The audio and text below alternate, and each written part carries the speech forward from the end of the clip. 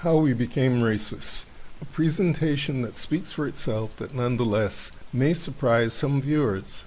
The Arabic Qur'an says it is a light and guidance for man, Nuran wa Hudan Nasi. Color racism with prejudice was set up by the Arabic Qur'an.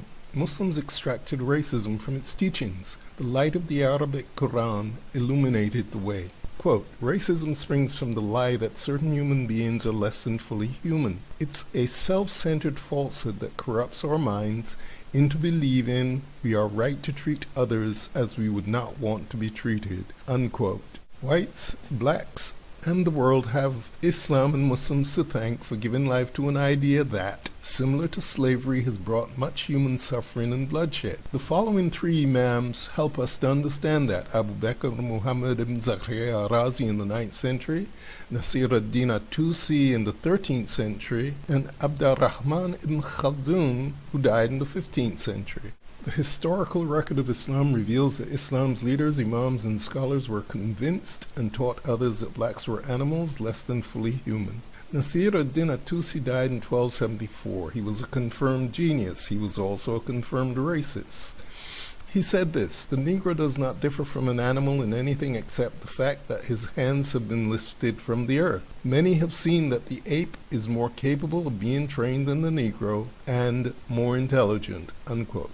The outlook that African blacks wore their color as a sign of their animal nature had long been entrenched in Muslim society, as Imam Ibn Khaldun reminded before dying in the 15th century. His famous work, An Introduction to History, or Muqaddimah, held his views as he stated, quote, blacks were cattle, as we have long stated, unquote. African blacks and their progeny were taken under Islam to be animals. Muslims enslaved many ethnic people, including whites, but blacks were special. There was, quote, nothing worse than black, unquote, as the Caliph said in 750. If they served their Muslim masters faithfully, there was hope for blacks to become redeemed, even though they remained subhuman creatures. They became chattel under Islamic dominion. They were held as property, things, household goods, and belongings. They were just not fully human, and there was no need to consider any human rights as far as they were concerned.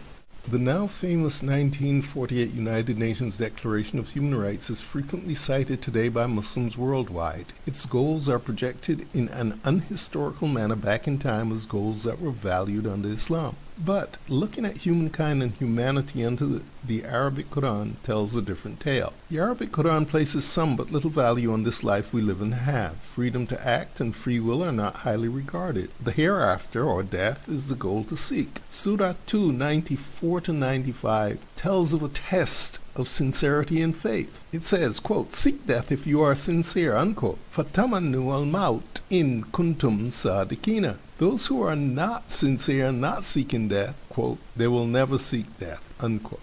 To understand Islam best, one must start with the Qur'an. The Qur'an is very special as a holy book of guidance and teaching. Unlike the Christian Bible, a collection of the Gospels according to Matthew, Mark, Luke, John, Paul, Timothy, Colossians, and so on, the Qur'an had one spokesperson. That immediately set it apart as unique. Muslims take pride in that unique quality of their holy book. Another unique aspect, repeatedly stated in the Arabic Qur'an itself, is that it is an Arabic Qur'an. This language plays a distinctive part also in the holy book.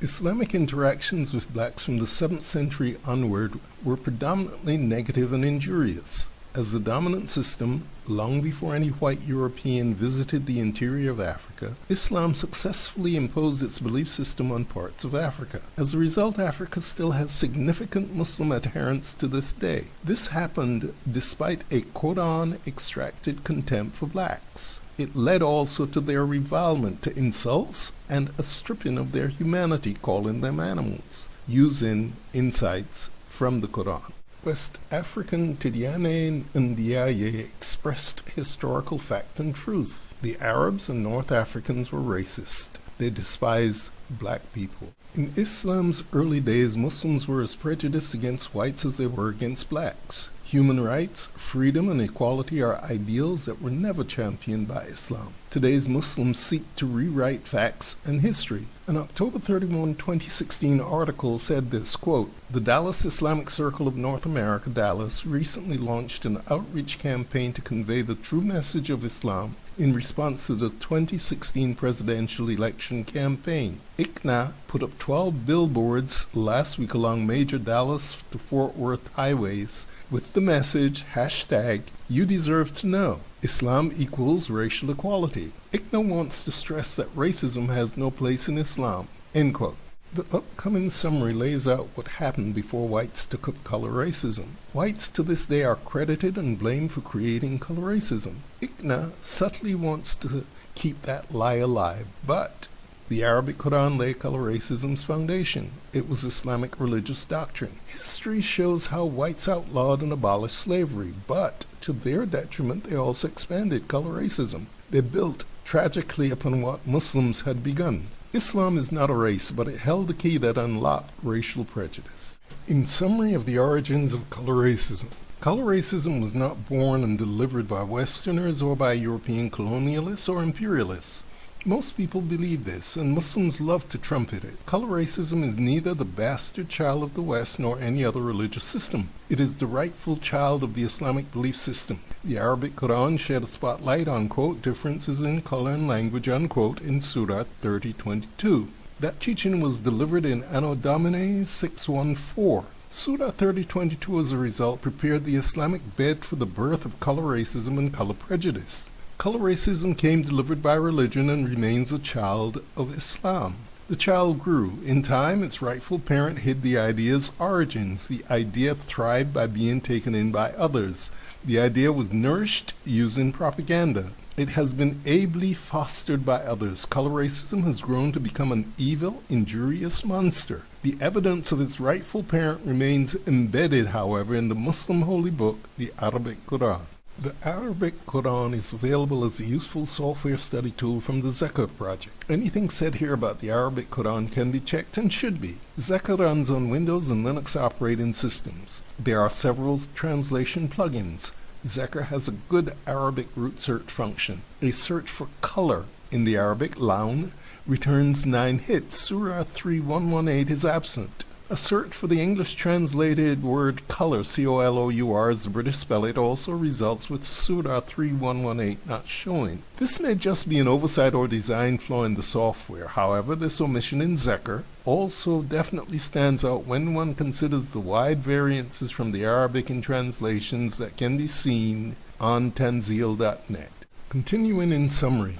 The Arabic Qur'an states that there are plentiful signs in the world from which Muslims could learn. It goes on to say ad nauseam that knowledgeable believers, those who are wise and insightful, those with understanding, and those whom God chooses to guide, would see these signs, interpret them, and lead the way for the faithful. The Islamic leaders of the faithful are described in words from the Arabic Qur'an as imamihim, their imams. A short list of chapters and verses that pointed the way, illuminating the signs for color racism and prejudice, is not hard to find and follow. Readers are urged to follow along using resources and tools like Zeka that are easily available today. They can trace the texts and tracks of the evil ideas' origins within the Islamic holy book for themselves. There also are several online copies of the Arabic Qur'an with translations. One at Tanzil.net is easily accessed and has several attached translations. Translations from the Arabic do hold many misleading flaws. With that caveat or warning,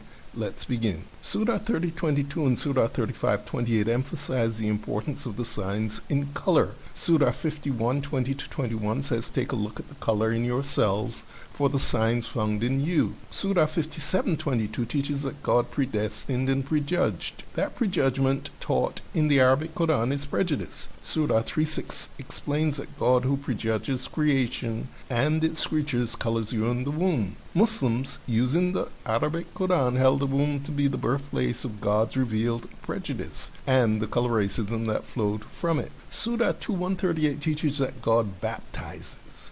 This is where a caveat or warning on translations applies. In the Arabic Qur'an, that baptism in Arabic is actually a coloring, the application of color, sibgatan. Surah 23:14 continues the thread. It provides a detailed explanation of how God's will or hand acts to directly control the formation of a fetus during the birthing process. In the process of clothing and coloring bones with flesh, God makes another creature. It is a creature that is forked in the womb. That creation and creature came to be identified with those who are inferior, whether black or white. Surah 3:110 anointed Arabs to be the best of peoples. They were neither black nor white. They were colored perfectly by God in the womb. They were honey brown in skin color, bearing a desert tan that was seen to be the most apt and proper color. The quote, breath of God, unquote, as seen in Surah 15:29, Surah 32:9, and Surah 38:72, was another creative method described in the Arabic Qur'an. In designing inferior creatures and beings, God was seen to have infused proportional breaths. Arabs received a full portion, while those who were inferior and or subhuman received a partial portion. In the Arabic Qur'an, Arab Muslims are told to keep their garments free from stain, not to mix with outsiders, and to maintain purity of bloodlines. Surah 25:54 says of God, quote, He established relationships of lineage and marriage, unquote, which Arab believers should follow and adhere. This was the bigoted call to retain bloodline purity. Muslims taught an Aryan outlook ahead of today's hatred-spewing skinheads and others of that ilk. A clear, color-rooted example from Islam's history involves Islam's black and white eunuchs. It shows how color racism and prejudice came to be extracted from the Holy Book and then to be applied in the real world dramatically by Muslims. Muslims did not make their eunuchs directly. We know that God did not make eunuchs. Eunuchs are man-made. For perspective, this attached note from history illustrates things in black and white. Ronald Segal, in an article titled Muslim Slavery, states that, quote, the Caliph in Baghdad at the beginning of the 10th century had 7,000 black eunuchs and 4,000 white eunuchs in his palace, unquote. Eunuchs were not new to history, but what Arab Muslims did to name them is colorfully unique. Muslims named them cleverly and uniquely by color and quality. White eunuchs were called locusts, and black eunuchs were called crows or ravens. In the Middle East and Arab desert regions, locusts are pale, dingy, and washed out in color. Whites were held also to be blanched and leprous. So white eunuchs were as aptly named by color in being termed locusts as black eunuchs were equally aptly named by color as crows or ravens. In the naming of their black and white eunuch slaves by color, Arab Muslims had added a distinction based on difference in which color was the deciding and defining element. Eunuchs were man-made slaves. Their group name as locusts and crows in Arabic were based in color. This clear Islamic example of the application of name and nomenclature by color stands unique in history. No society holding slaves or having eunuchs had done this before. Arab Muslims in their holy scripture, the Arabic Qur'an, lay the basis and lay the foundation for how we became color racists. We know that the Qur'an, Islam and Muslims never condemned or moved to stop slavery. The Qur'an, Surah 589, for example, presents freeing of a slave as a penalty imposed on the wayward believers. Tahrir Rakabatin. Islam not only maintains slavery, but the belief system, as noted, lay a foundation for adding color racism to the practice of slavery. Ronald Segal, cited earlier, noted that in Muslim slavery, Muslims had held eunuchs, black and white, in the 10th century. Historian Robert Davis wrote, Christian slaves, Muslim masters, white slavery in the Mediterranean, the Barbary Coast, and Italy. Davis estimates that North African Muslim pirates abducted and enslaved more than 1 million white Europeans between 1530 and 1780. Islam's white and black eunuch slaves were named for their color, Khisyan wa Tawashia. Whites were locusts and blacks were crows. The pictures here of a locust and a crow show the symbolic nature of the naming, Al-Ghuraba wal-Jarada. God, Allah, is the creator. Huwa Allahu al-Khaliqu al-Bari'u al-Musawwiru. He is Allah, the creator, the evolver, the bestower of colors. As Surah 59:24 points out, the breath of God is an instrument of His creation. And these two citations from Surah 38:72 and Surah 75:38 discussed, quote, when I have fashioned him in due proportion and breathed into him of my spirit, unquote. There are undeniable proofs in the historical record of Islam that reveal the truth of the Islamic creation of color racism and the special contempt in Islam for blacks. Here is one. Abu Bakr Muhammad ibn Zakaria Razi, 865 to 925. Al-Razi is known to the West as Razis. He wrote Kitab an-Nafs wa Ruh al-Shara.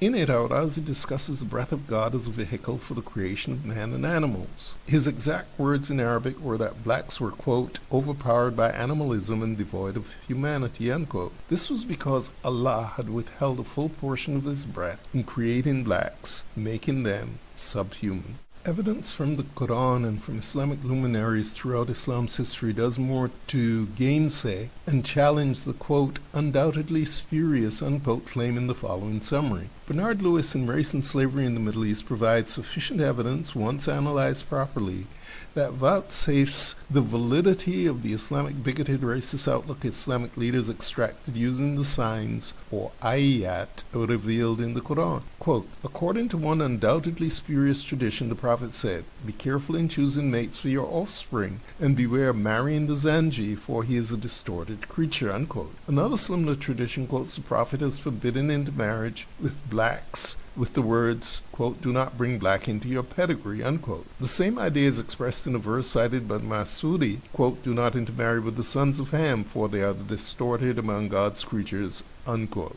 Abu Uthman ibn Baraljahiz, 776-869, wrote over a millennium ago about Islam's womb-based, Quran-inspired racial prejudice and racial bigotry. He addressed the change in racial attitudes towards blacks that Islam introduced to the world. Quote, it is part of your ignorance that in the time of heathendom you regarded us as good enough to marry your women, but when the justice of Islam came, you considered this wrong, unquote. Abu Uthman ibn Baraljahiz laid perhaps the first reliably recorded indictment of Islam, Muslims, and the Islamic belief system for the bigoted outlook that did not exist before the coming of Islam. Abu Uthman ibn Baraljahiz spoke truth to Islamic power. No one took insult or injury in his words, and no one threatened to kill or condemn him for them. The distortions and disfiguring that Allah had predestined for blacks so that Muslims could see them as cattle and animals, since they had received a lesser portion of Allah's breath, was reflected in their color, their broader noses and thicker lips, their kinky hair, and their, quote, lack of intelligence, unquote. Everything began in the room. Everything starts in the room. There's mercy versus misery, and in Arabic, mercy and misery begins with God's hand. As Surah 2:105 states, but Allah will choose for his special mercy whom he will, unquote. Under Islam, what starts in the womb lays a defining basis for inequalities or superiority and inferiority. As Surah 33:6 describes it, quote, blood relations, womb relations literally, ulu al-arham, among each other have closer personal ties in the decree of Allah than the brotherhood of believers in muhajirs, unquote. This means that your blood tie is stronger than those who say that there is one Islamic brotherhood. The racist stigma attached to blacks under the light of the Arabic Quran has stretched across time and history. Blacks could not have been called inferior, distorted creatures, cattle, and animals by Islam's leading historical luminaries unless the Quran pointed to it, allowed it, and confirmed it. Al-Jahiz, early in Islam's history, helps us to see how leading early believers extracted color racism and prejudice from signs and teachings the light of the Holy Quran revealed. Color racism with prejudice was set up by the Arabic Quran and extracted from its teachings. The light of the Arabic Quran illuminated the way. Everything begins with Allah, God, the Creator, Al-Musawiru, Al-Bariu, Al-Khaliqu. The Almighty creates and wombs and predestines. In creating blacks distorted and inferior, God had created, predestined, proportioned, and legislated with power and foreknowledge. Allahu. Surah 2:259 states, quote, look further at the bones, how we bring them together and clothe them with flesh, unquote. Then Surah 36:71 adds, quote, see they not that it is we who have created for them among the things which our hands have fashioned, cattle which are under their dominion, unquote. As derived and extracted from the Arabic Qur'an, Allah, God, becomes responsible for color racism with prejudice. There is a moral dilemma in Islam that is often not recognized. It sets it apart from all who believe that each ayah or scripture represents the good book. Surah 478 expresses it saying that both good and evil, quote, all of it, comes from God, unquote. Hasanatan wa sayyatan kulli min indi Allahi. Consequently, womb-based sexual and genetic bigotry flows from a foreordination that comes from Allah. When God, quote, clothed the bones, unquote, the skin, cloth, and coloring applied by him was a sign, a revelation. Islam was the first to indicate this. Sugarcane has a long history with blacks from Zanzibar to Iraq to Iberia and on to the New World. Blacks toiled in sugarcane cultivation. Blacks in Iraq revolted against the oppressive actions of their Islamic slave masters between 869 to 883, one of, if not the first recorded black slave uprising in history. Sugar and the economics of sugar were the major pathway that allowed whites to see value in adopting color racism. Muslims taught whites about sugar. Muslims also provided lessons on how to use and exploit blacks as animals, cheap labor for sugar production. Sugar, rum, and molasses were the early economic engine that fueled the British Empire. Sir Robert H. Schomburgk's The History of Barbados, originally published in 1848, noted that in 1636 Charles I, pictured here, issued a